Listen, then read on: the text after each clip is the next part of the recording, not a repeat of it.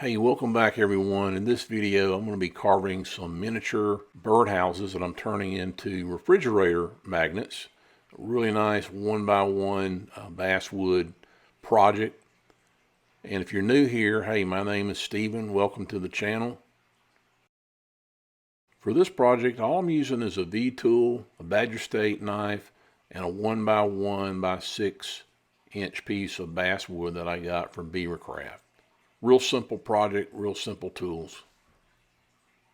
Okay, the first thing you're seeing me do here is I'm going to go ahead and go around the carving. This is the top of the carving. I'm going around and outlining the backboard of the little birdhouse, and this is probably about a quarter of an inch board. You want to make it a quarter of an inch because you may have to carve this down a bit, but you're going to go around and kind of define where that board is.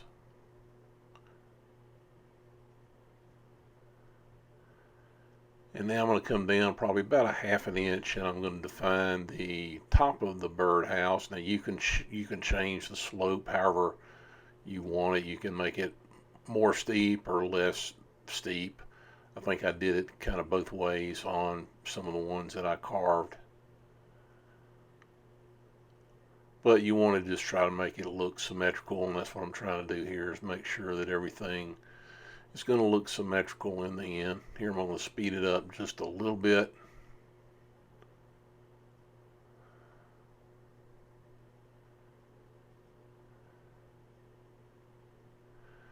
And the overall carving somewhere around 3 inches. The backboard probably extends again about a half an inch to the top or the bottom.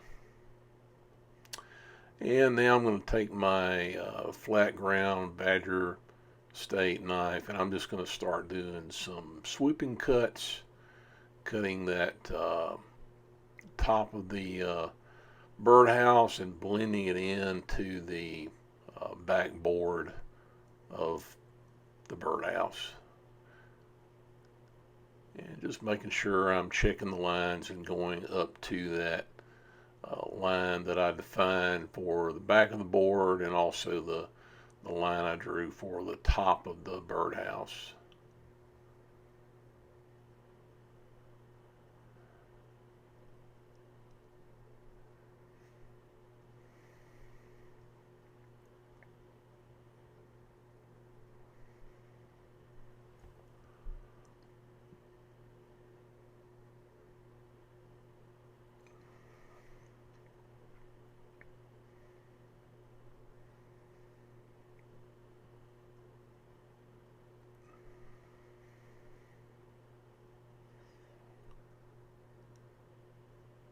Okay, now I'm going to that line in the back and just creating sort of a stop cut there, because I'm going to need to start defining that angle between the top of the birdhouse and the backboard. So I'm going to have a defined corner there, I guess you could say. So I'm trying to kind of pull a stop cut in the top there, so I can just change that to an angle instead of a curved swoop.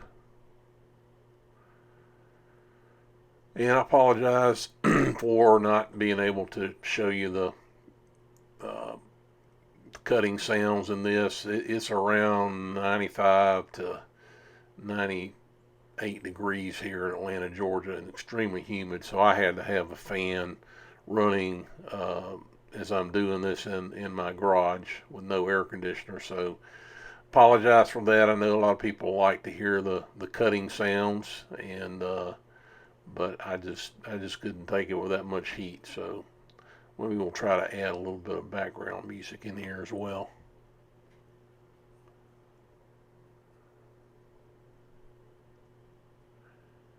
And I'm just taking that knife and just doing some kind of slicing cuts from different directions to change it up a little bit and try to just plane that top, and not get it perfectly flat. This is a carving, so it doesn't have to be perfectly shaped like it looks like it's machined or anything, but get it relatively flat.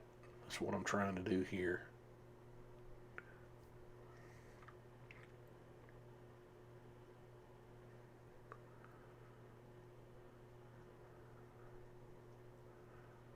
Again, just going back and tidying up that corner there where the roof meets the backboard of the birdhouse.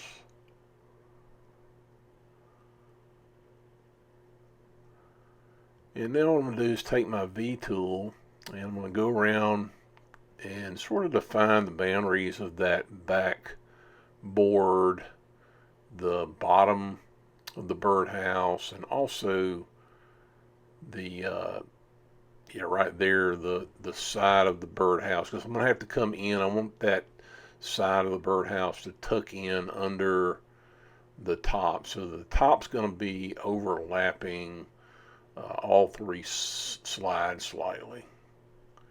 So the V tool is just a convenient way. You could do it with your knife here, but it's just convenient to go in there and sort of outline the boundaries here. Now lift this piece at 6 inches because again I could hold on to it a little bit better with a full 6-inch piece, and later in the video I am going to trim it down so that the overall birdhouse is somewhere around probably 3 inches. And now I'm going to cut up and create some stop cuts where I had the V tool, and also just carve up to the bottom of the roof here. Notice the knife, I'm kind of doing it on an angle simply because of the pitch of the roof, but that also, having the knife at the angle like that, also helps give me a slicing cut, and that sort of helps to prevent tear out. Now it is a little bit challenging to get that corner clean, but you just got to keep working on it there, and that acute angle there where the top of the house comes into the backboard. And now I'm just coming back the other direction. So getting these sides carved out, a little bit of a challenge. You got to work back and forth. Try not to get tearing cuts in there, although you may end up with a tearing cut. Then just come back the other direction and do a small slicing cut to clean it up. And you eventually, you're probably only taking this down about, say, 1/8 of an inch. It's not a very big, you're not really taking the side of the birdhouse down that very much. Now I'll show you here in a minute, there's another way you could do this. You could potentially cut all the way across there and not do it exactly the way I'm doing it. I did do one of the birdhouses. Maybe I'll pop it up here. And the only thing I didn't like about this design, it was easier to carve in the sides, but it just didn't look as proportional because that backboard was a little bit too skinny or too not as wide as I wanted it to be. The way I'm doing it here, to me, everything looks a little more proportional, and the backboard looks a little more reasonable. But you can do it either way. Whatever way makes it easier for you. And here I'm just going to speed things up just a little bit, doing the opposite side of the birdhouse. Again, you can see I'm working that back and forth. Also come back with the V tool. The V tool can sometimes come in and you can do clean up with the V tool. But here you can see me doing some chip cuts to clean out those corners and to give it a little more depth and a little more shadow.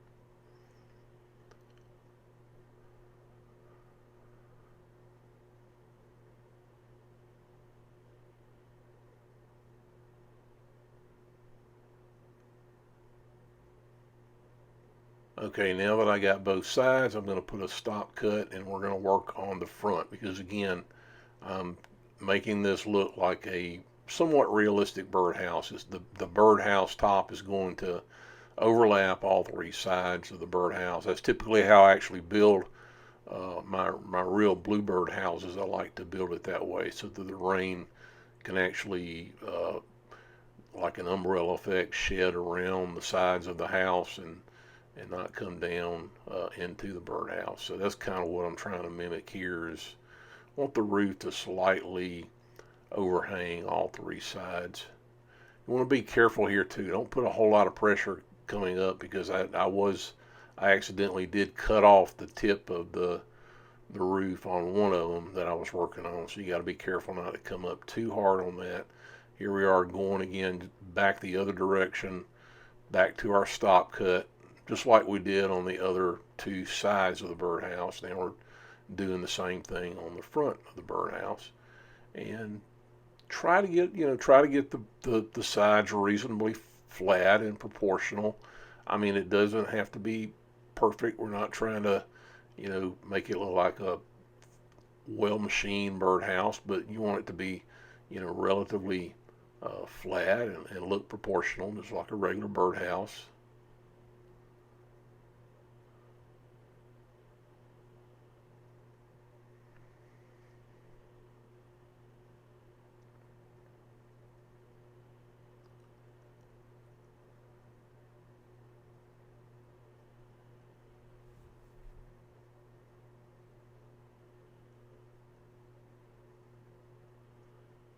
Okay, and here's the final birdhouse, and I've got to work on the bottom, and you can see me taking the pencil. What I'm going to do is sort of define with the bottom of the backboard, and that little square there I've got to take out.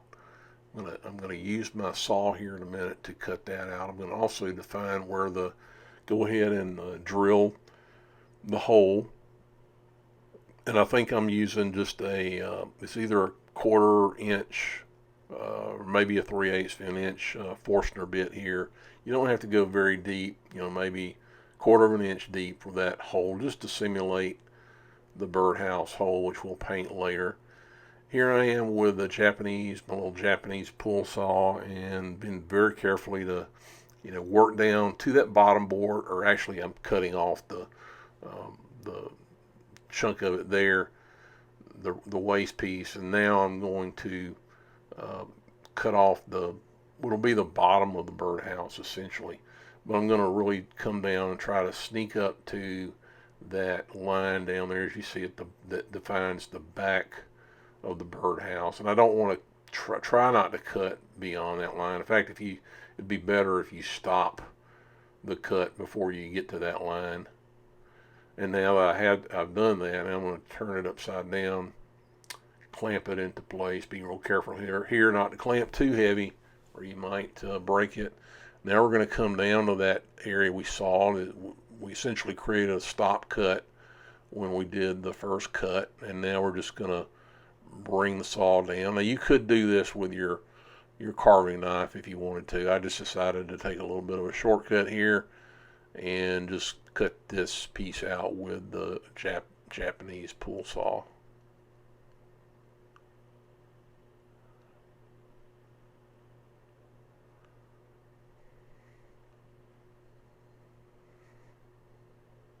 And just go slow here and just pay attention to what you're cutting, and you're not getting anything cut in the wrong place.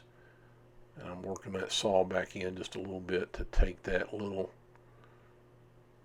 chunk out.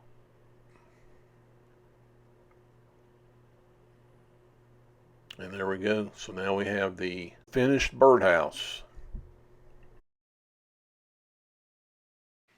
Okay, now I'm on the back of the birdhouse, come down about probably a third of the way down, and I'm going to drill a 1/2 inch hole with a Forstner bit.